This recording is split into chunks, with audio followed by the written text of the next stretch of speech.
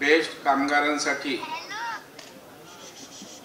एक ऐतिहासिक आणि अभूतपूर्व असा कौटुंबिक कार्यक्रम या ठिकाणी होतोय आणि ज्यांच्यामुळे ज्यांच्या आशीर्वादाने अनेक गोष्टी बेस्ट कामगारांना मिळाल्या त्या देवेंद्र फडणवीस साहेबांचं धन्यवाद देवेंद्रजी अशा प्रकारचा कृतज्ञता व्यक्त करणाऱ्या या सोहळ्यास उपस्थित आमचे नेते मार्गदर्शक या राज्याचे उपमुख्यमंत्री सन्माननीय देवेंद्र फडणवीस साहेब ज्यांनी आता या ठिकाणी अत्यंत चांगलं भाषण मार्गदर्शन केलं ते मुंबई भारतीय जनता पार्टीचे अध्यक्ष आमचे नेते आशिषजी शेलार साहेब आणि ज्यांनी खऱ्या अर्थानं जर या बेस्ट कामगारांमध्ये ऊर्जा कुणी भरवली असेल तर ते कामगारांचं ऊर्जा स्त्रोत आमचे मित्र या युनियनचे नेते प्रसाद लाड सन्माननीय अनिल डिग्गीकर साहेब व्यासपीठावर उपस्थित सर्व सन्माननीय मान्यवर विविध युनियनचे पदाधिकारी आणि मोठ्या संख्येनं देवेंद्रजींच्या विषयी आभार व्यक्त करण्यासाठी आणि पुढच्या आमच्या आशा आकांक्षा पूर्ण करणारं नेतृत्व आहे त्याला आशीर्वाद देण्यासाठी उपस्थित असलेल्या कामगार बंधू भगिनी आणि मातांनो, बोले तैसा चाले त्याची वंदावी पाऊले याचं मूर्तिमंत उदाहरण कोण असेल तर ते आदरणीय देवेंद्र फडणवीस साहेब आहेत. आणि आमच्या एक मुंबईला परंपरा आहे, मुंबईला एक संस्कार आहे. या मुंबईसाठी जो जो योगदान देतो, जो आपलं सर्वस्व अर्पण करतो त्याच्या प्रती कृतज्ञता व्यक्त करणं हा आमच्या मुंबईकरांचा संस्कार आहे. आणि म्हणून मला कामगारांसाठी देवेंद्रजी आपण एवढं करताय तर कामगारांनी आपल्या प्रती धन्यवाद देवेंद्रजी अशा प्रकारचं आभार प्रदर्शन करणारा कार्यक्रम आहे. खरं म्हणजे देवेंद्रजी आपल्या विषयी बोलायला लागला तो तासन तास आम्ही या ठिकाणी बोलू शकू. काही दिवसापूर्वी अभिदयनगरला आम्ही धन्यवाद देवेंद्रजी हा कार्यक्रम घेतला. मुंबईतले 15,000 हाऊसिंग सोसायट्यांचे चेअरमन सेक्रेटरी उपस्थित होते. केवळ आव्हानावर एवढी लोक होती. का उपस्थित होती? त्या मुंबईच्या हाऊसिंग सेक्टरचे अनेक प्रश्न अनेक वर्षानुवर्ष प्रलंबित होते.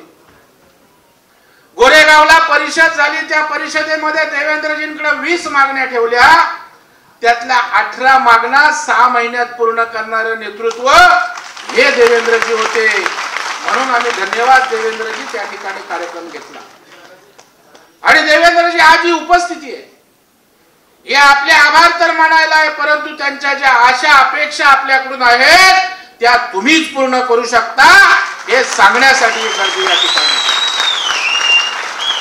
कारण साहेब मी या कार्यक्रमात थोडा भावुक अंत करणार आहे, कारण माझे वडील पण एसटी कंडक्टर होते. मी मगाशी जेव्हा प्रवेश प्रसादजी केला त्यावेळेला एसटी कंडक्टरच्या ड्रेसमध्ये बीएसटीचे ते स्वागत करत होते. मी पुढे उभा राहिलो नाही, मी एका बाजूला उभा राहिलो, कारण माझे वडील त्याच ड्रेसमध्ये ट्रे लावलेले माझ्या डोळ्यासमोर येत होते आणि त्यांनी स्वागत करावं एवढे आपण मोठं झालो नाही या कृतज्ञतेच्या भावनेनं मी बाजूला. काय आम्ही संवेदना बाळगणारी लोक आहोत. देवेंद्रजींचा मगाशी आपण पाहिलं असेल, ज्या वेळेला प्रदीप कतार नवरे की कोण तो या ठिकाणी आपला कामगार आला, अक्षरशः झोपून गेला. देवेंद्रजी भावुक झाले. मी त्यांच्या चेहऱ्याकडे बघत होतो, डोळ्यातनं आसू यायची फक्त बाकी होती. ही संवेदना असणारा नेता आमचा या ठिकाणी. देवेंद्रजी मगाशी आशिषजींनी सांगितलं, खरं आहे मुंबईकरांच्या मनामध्ये आपल्याविषयी वेगळ्या भावना आहेत. मुंबई मित्र त्यांनी सांगितलं, मी तर सांगेन मुंबईमध्ये जो विकास झालाय त्या विकासाचं केंद्र कोणतं असेल ते फक्त देवेंद्र, हे आम्ही छातीठोकपणे या ठिकाणी सांगतो. आपल्यासाठी साहेब मनापासून लोक उपस्थित राहतात, कारण आपण बोलण्यापेक्षा कृती करण्यावर आपला भर असतो. आज कामगार मोठ्या प्रमाणावर, कामगारांसाठी मुंबईचे आपण काम केलं. सफाई कामगारांच्या घराची आपण चिंता साहेब त्या ठिकाणी करताय. पोलीस जो त्या ठिकाणी उन्हात तानात पावसात कष्ट करणाऱ्या पोलिसांच्या घराची आपण चिंता त्या ठिकाणी करताय. समाजातला उपेक्षित, वंचित, दलित, पददलित या साऱ्या समाजाची चिंता आपण देवेंद्रजी करत आहात. म्हणून तुमच्या मागे सारे समाज उभे आहेत आणि मराठा समाज पण देवेंद्रजी आपल्या मागे उभा आहे. त्यालाही महाराष्ट्रात माहित आहे आपण समाजाला काय त्या ठिकाणी दिलेलं आहे. आणि त्याच्यामुळे काही लोक देवेंद्रजींना संपवण्याची भाषा करतात. अरे हे प्रेम कोणाच्या नशिबात आहे का? महाराष्ट्रातील जनतेचं देवेंद्रजींवर प्रेम आहे. 100 पिढ्या खाली आल्या तरी देवेंद्रजींना संपू या ठिकाणी होऊ शकत नाही. आणि त्यांची सहनशीलता काही लोकांना दुर्बलता वाटते. हे साहेब आम्हाला कधी कधी चीड येते आणि आम्ही काय घाबरत नाही. प्रसाद लाड असेल, आम्ही आहोत, आम्ही धाडशी लोक आहोत, कारण जे सच्चाई त्याची पाठराखण करणारे आम्ही आहोत, संघर्ष करणारे आम्ही लोक त्या ठिकाणी आहोत. आणि त्याच्यामुळे खऱ्याला खरं बोलणं हे त्या ठिकाणी आम्ही मानणारे या ठिकाणची लोक आहोत. आणि त्याच्यामुळे देवेंद्रजी आपल्या मागे सगळ्या समाजातील लोक आहेत.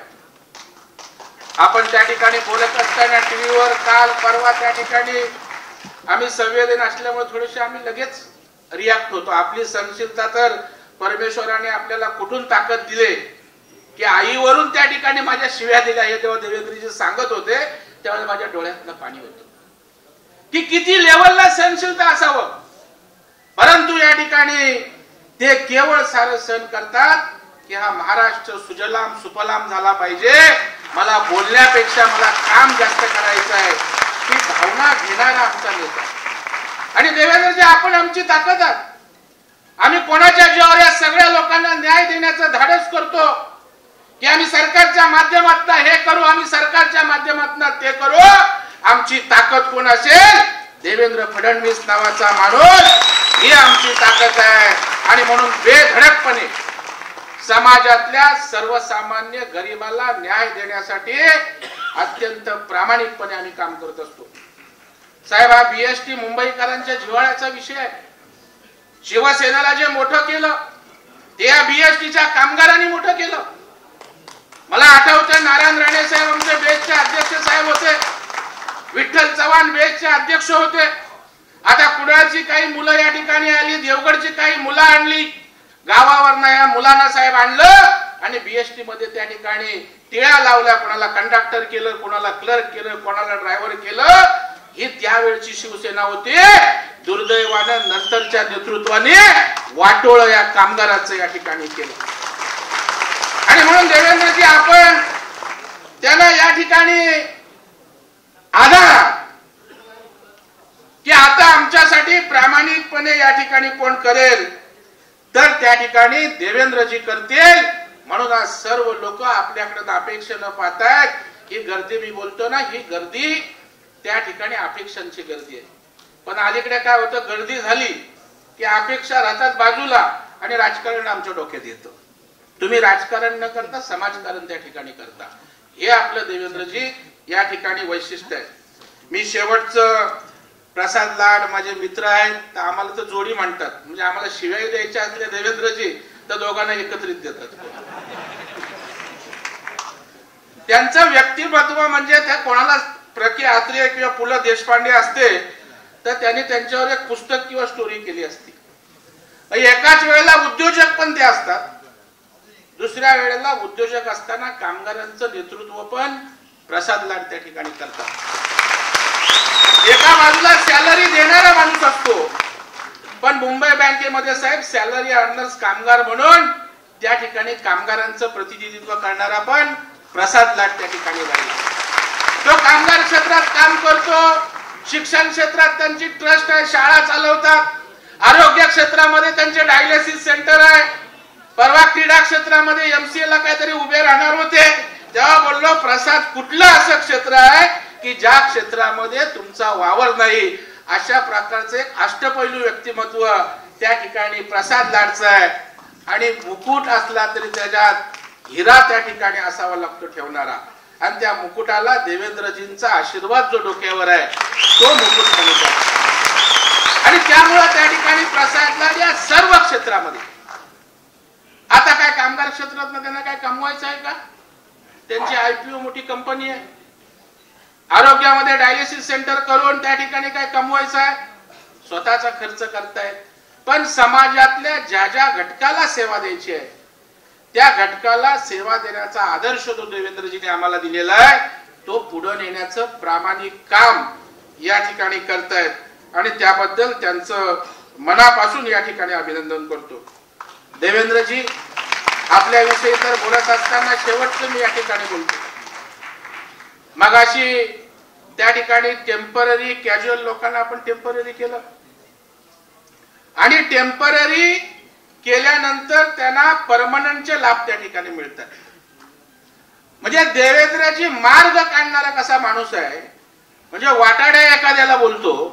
आता वेगवेगळ्या प्रकारचे आरक्षणाचे विषय चालू आहेत, पण त्या ठिकाणी धनगर समाजाचा विषय आला की धनगर समाजाला काय पाहिजे, न्यायालयीन प्रक्रियेत विषय होईपर्यंत समाजावर अन्याय व्हायला नको म्हणून त्यांना सवलती देण्याचा वेगळा मार्ग काढला आणि त्यांना आरक्षण सदृश्य सगळ्या सवलती त्या ठिकाणी दिल्या. मराठा समाजाच्या बाबतीत सुद्धा आरक्षणाच्या पलीकडे जाऊन त्या ठिकाणी सवलती देण्याचा मार्ग त्यांनी त्या ठिकाणी काढला.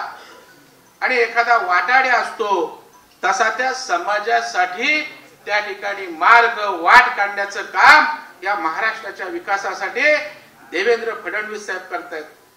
त्या ठिकाणी कोण लोक बोलतात की लाडकी बहीण योजना आणली, पैसे कुठनं आणणार? अरे देवेंद्रजी भक्कम आहेत, त्यांना बॅलन्स शीट कळते. लोक कधी मंत्रालयात येत नाहीत तर त्यांना काय त्या ठिकाणी अर्थसंकल्प कळणार. म्हणून आता पहिला चेक दिला, त्याचा उद्या चेकच्या अगोदर पहिला त्या ठिकाणी वाटला. हे देवेंद्रजींचं एकदम पारदर्शक कारभार त्या ठिकाणी आहे. मी जास्त बोलत नाही, त्यांचं मार्गदर्शन आपल्यासाठी अत्यंत महत्वाचं आहे. पण शेवटी हा कार्यक्रम एक भावनिक कार्यक्रम होता म्हणून मी जरा जास्त या ठिकाणी बोललो. साहेब, प्रसाद लाड यांची मागणी आहे ती चांगली आहे. या मुंबईला कामगारांचे एक वैभव आहे आणि या कामगारांसाठी जे जे आपल्याला देता येईल, यांनी शिवसेना वाढवली, घडवली, बाळासाहेबांनी जे वैभव उभं केलं त्याचं फाउंडेशन पाया हे मुंबईचे या ठिकाणचे बेस्ट कामगार आहेत आणि त्यांचा साहेब आपल्याला आशीर्वाद निश्चितपणे भविष्यासाठी त्या ठिकाणी एक ताकद म्हणून त्या ठिकाणी राहणार आहे. आणि म्हणूनच सदैव आशीर्वाद त्यांच्या पाठीशी या ठिकाणी राहावा अशा प्रकारची नम्र प्रार्थना कामगारांच्या वतीनं मी या ठिकाणी करतो. आणि आपल्याला मुंबईकरांच्या वतीनं, बेस्ट कामगारांच्या वतीनं लाख लाख धन्यवाद देतो आणि प्रसाद लाड यांचं अभिनंदन करतो. धन्यवाद. जय हिंद, जय महाराष्ट्र, भारत माता की जय.